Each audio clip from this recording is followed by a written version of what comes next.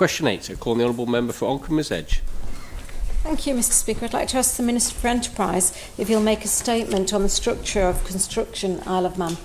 Call on the Minister for Enterprise to reply. Order.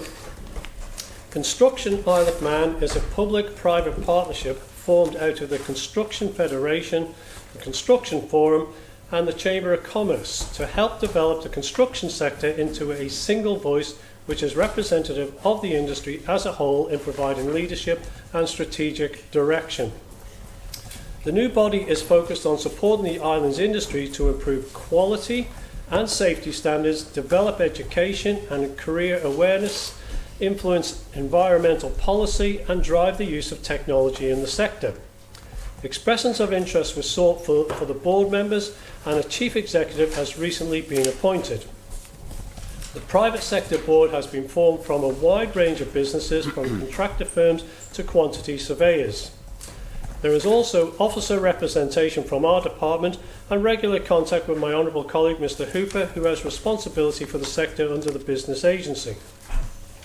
The department has agreed co-funding model with Construction Isle of Man for 3 years, with industry providing the vast majority of funding.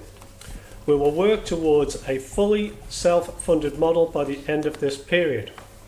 The body is already having a positive impact, demonstrated by the way in which they brought the sector together to reopen the construction industry following lockdown. I look forward to this good work continuing. Good morning. Question, Ms Edge. Thank you, Mr Speaker. I'm not sure the Minister actually said what the cost was there. I didn't hear it clearly.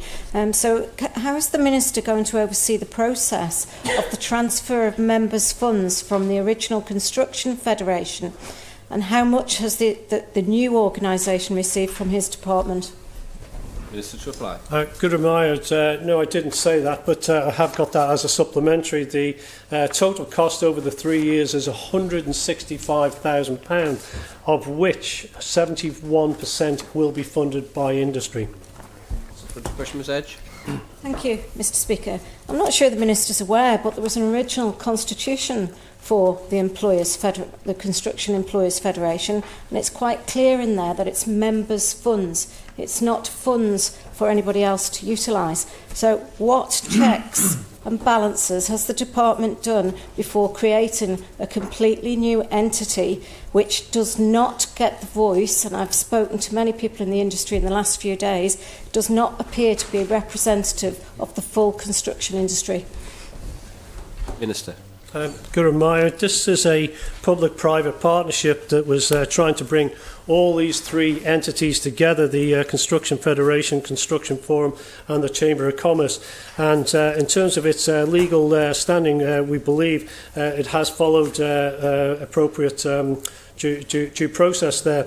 In terms of the constitution of any one of those particular organisations, I can't answer to, but in terms of representation, I would suggest that that does cover, out of all those three organisations, the vast majority of the construction industry. So if you're not a member of 1, 2 or 3 of those, I'd be quite surprised. Supplementary, Ms Edge. Thank you, Mr Speaker. I wonder if the Minister would be willing to circulate the terms of the public-private partnership, and I would like again to ask for reassurance that the transfer of funds from the Employers Federation, which was members' funds, has been appropriate, and I'd like to see a breakdown of that being transferred appropriately. Minister to reply. Good reminder.